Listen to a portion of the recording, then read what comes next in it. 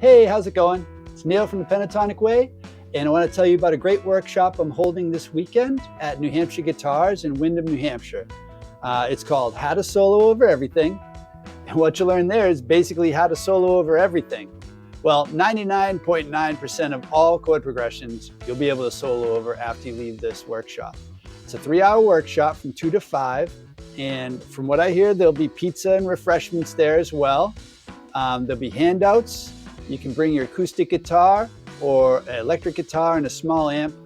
And yeah, you can click on the link below to learn more. But from experience, people leave this workshop with a completely different understanding of the guitar neck and how to solo. And they have all these tools to move forward with and learn and practice more efficiently and create more melodic solos, more melodic rhythm parts.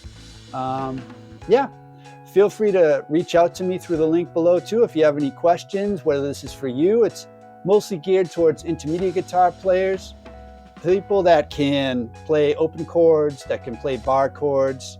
If you can do that, you're going to get a lot out of this workshop. So I hope to see you there. And yeah, I'll talk to you later. Take care. Bye-bye.